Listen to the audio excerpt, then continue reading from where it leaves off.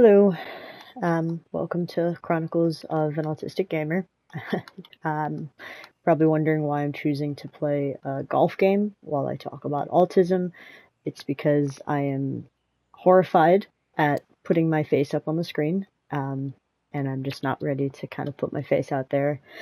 I really just wanted to kind of recreate the feeling that I had when I was younger of, playing video games and just hanging out with my friends talking about life on the phone or on the couch.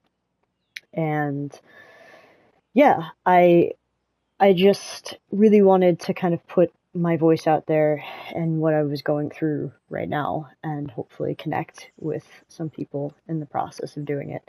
I should also mention, I apologize. I am not actually a sports gamer at all. The only reason why I own this game is because somebody that is very dear to me and that I love very much actually worked on it, and I bought it to support them. And yeah, normally I play like RPGs and shooters and action games, that kind of thing. So I'm not very skilled at this, but I just wanted a chill game. Um, I'm not gonna give my name, so I guess you can just refer to me as the Autistic Gamer for now.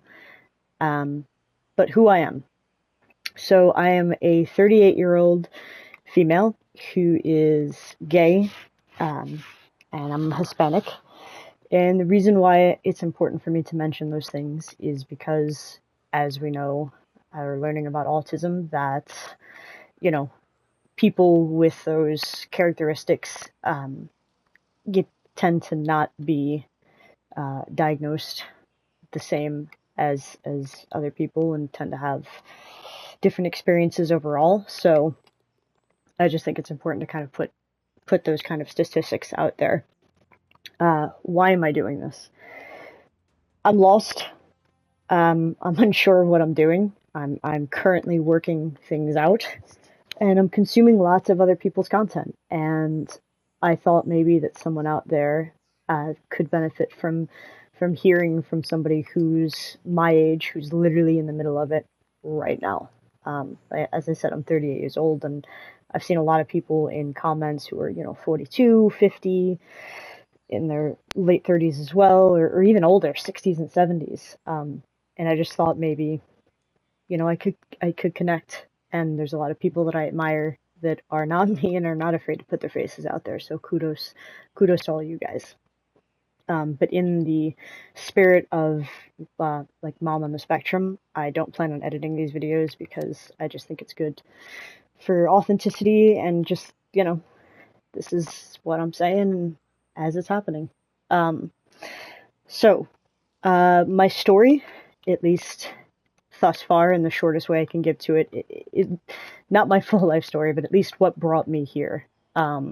So I was working remotely in another country, and I had gone through a breakup. I was in a relationship for 15 years and broke up, and I came home.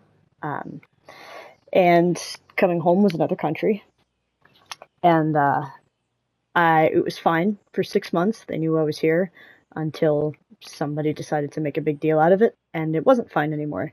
And they gave me the ultimatum to either return to my home country or stay here, and I would have to lose my job. I had already decided I was staying here. I had nothing to go back to. So, I said, fuck it. I'm going to stay here. So I did, and I lost my job. In that process, I had a therapist, and I continued to work with her up until just actually about a week ago, or this week rather. So her and I had been working together for about 6 months, and obviously, I had told her quite a number of things about myself in a period of 6 months, and after I had lost my job, I kind of was just looking at money and was thinking about how long I could last based off of the money that I had. And the idea kind of struck me that there was a possibility that I might have to go in somewhere at some point to work if I couldn't find another remote position.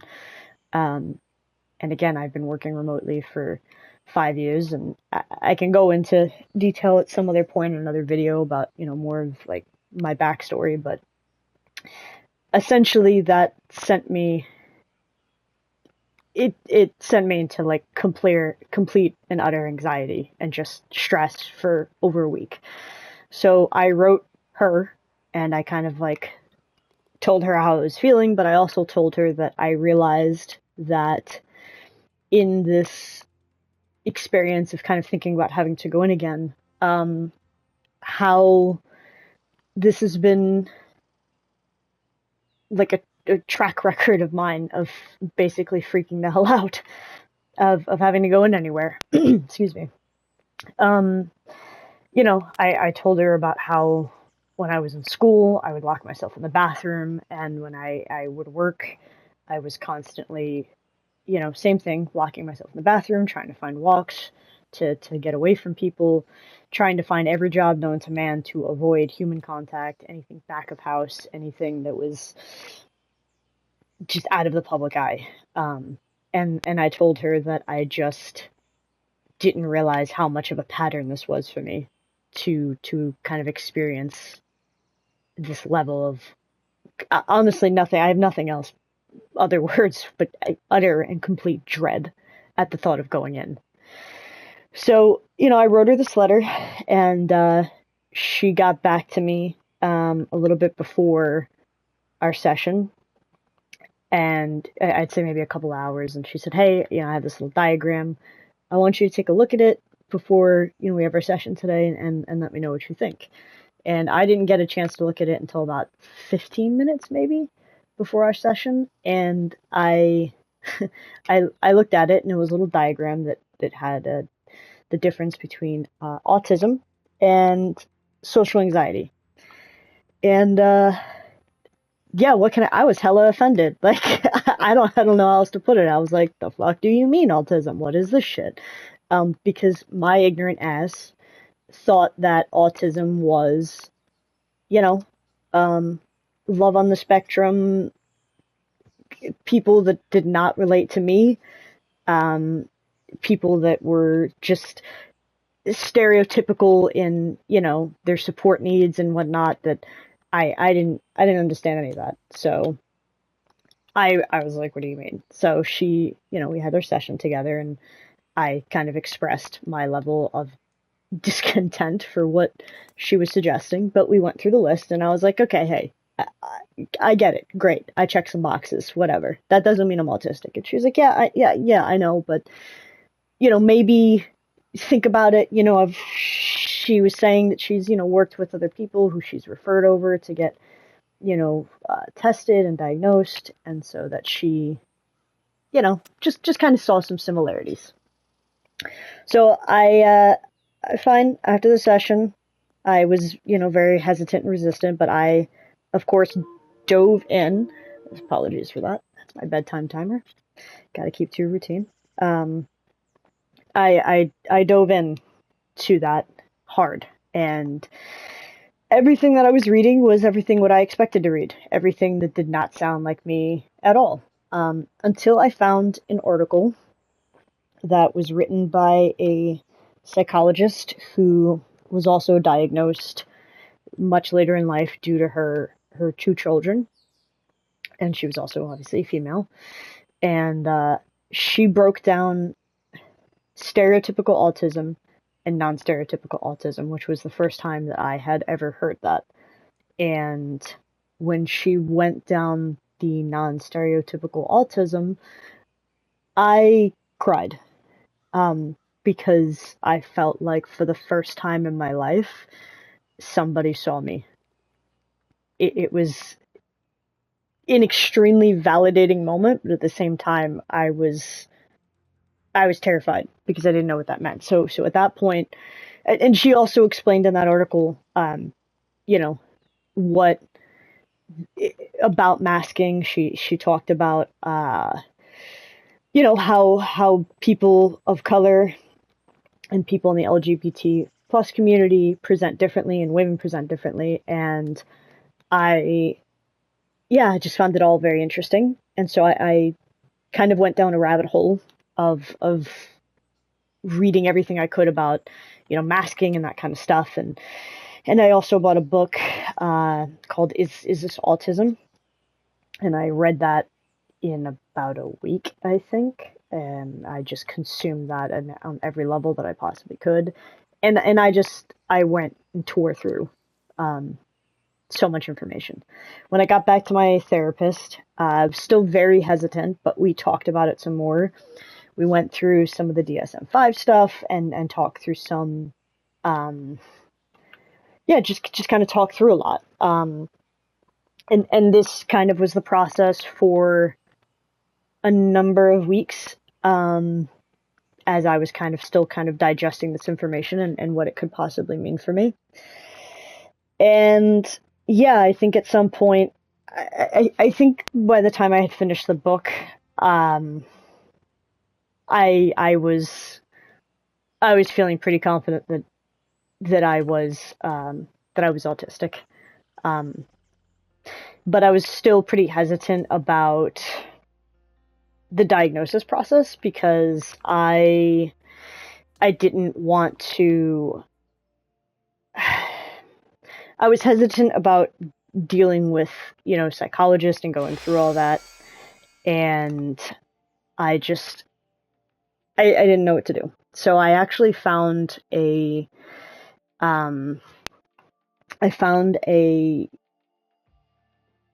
a two-pager from the University of Washington Autism Center that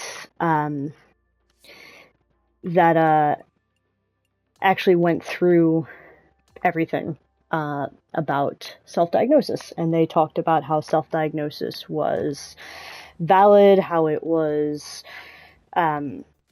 resources, why some people might not want to do that, not want to go in and get diagnosed. I mean, so after I read that, I felt really validated, because I had at least my therapist kind of talking about, somebody that knew enough about autism to kind of flag me. And like, we went through quite a bit, and I read quite a bit, and it was about. And I should also mention this happened. It's only been a couple of months. Like, this is I'm still very much so in the thick of this. I just decided that I didn't feel like I needed to go and get diagnosed by a psychologist. I didn't want to. First of all, I can't afford it. Like, I don't have insurance. I'm not working, and I'm not gonna wait however long it takes. And it's just, it's a lot. So between my therapist and she was like, you check all the boxes, don't even stress. So, and she's dealt with this before, so I felt pretty solid. But I mean, even outside of all that, I just, after reading everything that I had read and understanding meltdowns and shutdowns and burnout and just everything that I've experienced my entire life that's literally made me hate myself and feel like I'm an outsider, it was pretty clear as day. So I'll put in the description the link to the article, and I'll put the book in there, and I'll put the little link to the PDF for the Washington two-pager, in case anybody's interested. But yeah, I feel like that's probably a good place to start. I apologize for the terrible gameplay, as well as the weird menu intersecting here. I'm still kind of trying to figure this all out because I'm not super familiar with this game. I don't know what I'm doing, but I really hope that I can connect with people who are feeling the same way that I am, who are in the thick of it. And I mean, this is all so new. I just started with a Neurodivergent Therapist 2 weeks ago. I've only seen her twice, and I can talk more about that in other videos. Just kind of like what we're going through and what I'm going through right now. I'm still unemployed, and actually, I actually had a meltdown before I went and jumped on and did this, unrelated to was unrelated to filming this, but I am still very nervous to kind of put this up and put this out there and put myself out there. So I hope somebody gets something out of it. But yeah, so I guess that's the goodest place to start for now. I think in the next video, I'm probably gonna go a little bit more into recent things that I've dealt with, some meltdowns, some shutdowns, and if anybody is interested at all, I can kind of go into more of my backdrop, my childhood, and kind of things that I've always known were different. And it's so fascinating to me to see all the other YouTube creators out there and podcasters, and everybody's experience is so different. Everybody experiences autism so different, and it's so new for me. Only, having gone through this a couple months, it was the end of July where my therapist mentioned this to me, that I'm still learning, and I'd love to hear other people's stories and just hear where everybody's at. And yeah, I want to connect. It's scary. It's lonely.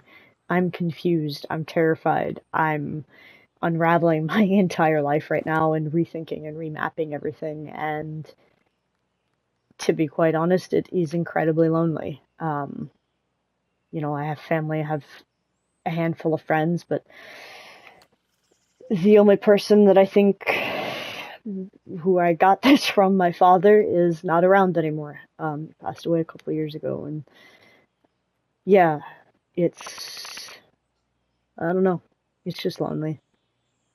So I hope that if anybody else is feeling lonely too, that there's other people out there, and keep doing what you're doing, and I will keep sharing my story as long as there's anybody out there to listen to it. So thank you if you got this far and you listened, and hopefully I'll try and clean this up and take any kind of comments or suggestions into consideration as I continue forward. So thank you so much. Take care of yourselves.